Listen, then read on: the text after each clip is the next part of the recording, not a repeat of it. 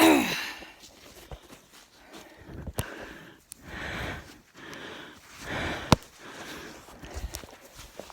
right.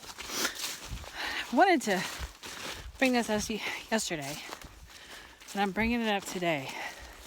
Probably the most important information of, what do you call it? Truthful tickle. You know when you hear something so true, it's like, oh, yeah, that's it.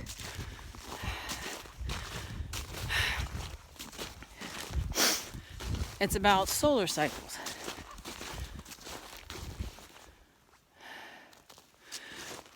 Something barked at me. Anyways, so solar cycles run about 11 years. And the 11-year span, it's at its lowest, it goes all the way up, comes all the way back down, and a new cycle begins. Now they have, that they're really sure of, 400 years of recorded data. Now from about 1910 to late 1960s, the solar data, it went up really high, and then it would, some years it would be down a little bit, and then up really high and down a little bit. And pretty much the environment was pretty balanced.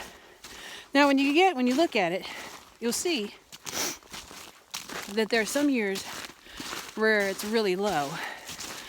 And closer, it's like the 1800s, it's called the Dalton minimum. And the Dalton minimum, when solar cycle is really low, they got a mini ice age. Now prior to that, 1600s, 1700s, they had what they called a Mater minimum. Much worse than a Dalton. Practically no sun activity. You get this sun activity, or lack thereof. They had a major eruption. I believe it was Mount Tambora that happened. And another ice age. Not quite sure on which volcano went off. I think it's Tambora. So anyways, this is what happens during these minimums. And just a little bit of science on you. When the sunspots are happening, it's throwing off flares. Flares are hitting the planet and all the solar planets. And by doing that, it's kind of like settling dirt. You got a bucket of dirt and you slam it on the ground. And you keep doing that to settle it. And you get a whole, in dirt world, you get a whole bunch of little earthquakes and things happening in dirt world. But it's constant. But if you're not shaking that pan and constantly making it shift itself smaller, all of a sudden it has a major reaction. Dirt will just settle in one spot completely. And the same kind of concept happens to planets. We don't keep hitting by flares. Then, tension builds up as parts of the planet that normally aren't there, and then instead of having small releases, I know 8 doesn't sound like a small release, but it will later. But you have these small releases, and it doesn't let the big releases happen. Now all of a sudden, we're going into what some say it's a Dalton minimum, and others are saying it's as worse as a Mater minimum. This started about the news that I caught so far, they started realizing it wasn't getting high. About 2013 was the earliest news article I could see. The modern period, from I think it was the late 70s, till about prior to 2013, we'll just say. It's like 2000, however that 11-year cycle runs. The solar sunspot activity was really high. Higher than it has been.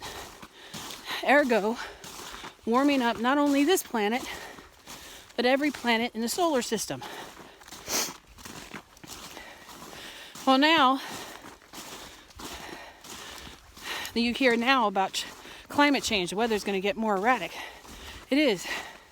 Because with modern minimums, or even a Dalton minimum, the weather does get very dangerous. In these time periods, besides the events that I named to you, that goes with those events, things like famine, lack of summer,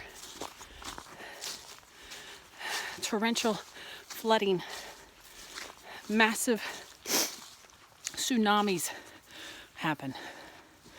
That's recorded data during those times. The lack or minimum thereof, when the sun has high activity, is why these minimums are so dangerous. In our last cycle, we're about to go into the 25th cycle, starts in 2020.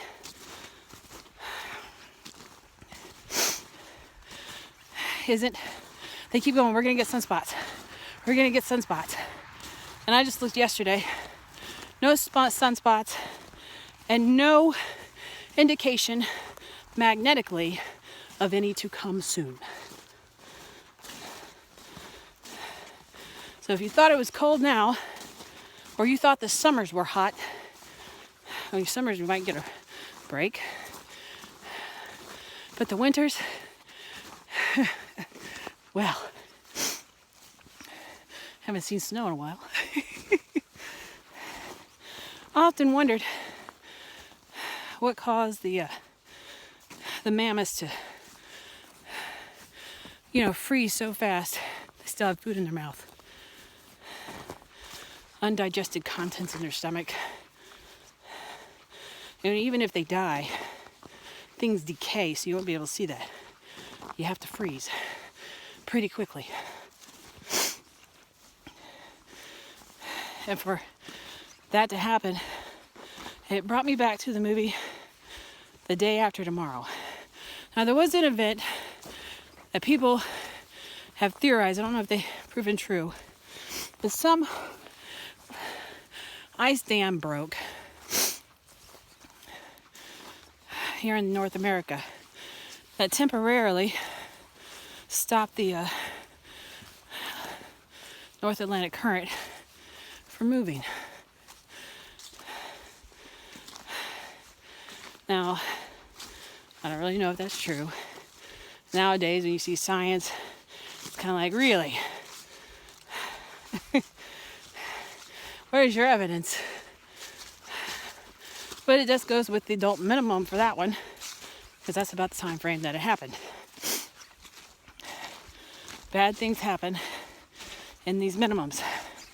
And this one is scheduled to last for, at minimum, pun intended, 50 years. This is not short. This is I'll be okay.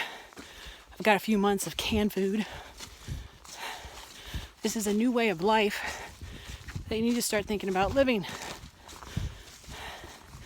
And I think this year, with the crops as bad as they were with all the flooding, in the US anyways, I haven't really checked the rest of the world, but we're only projected, at least according to Ohio's agricultural, for their crops, and it's just as bad. I think Ohio actually turned out better than the rest of the states, but they're only expecting to get 30% of their crop out of the ground. So if Ohio isn't as bad as the other states, and Ohio is projecting 30%, you can just imagine how bad the other states are.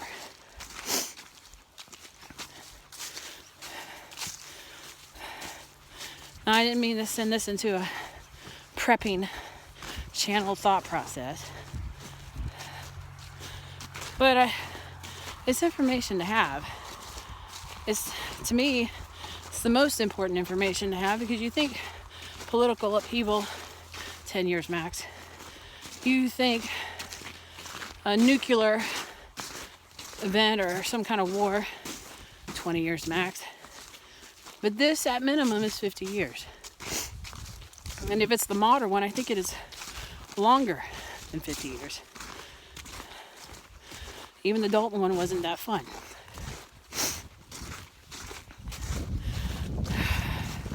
But those are your truthful tickles for today. I would suggest, if anything, screw the politics, screw the stupidity, start watching your sun like we used to, and count those sunspots, because you don't know when you're going to get another summer.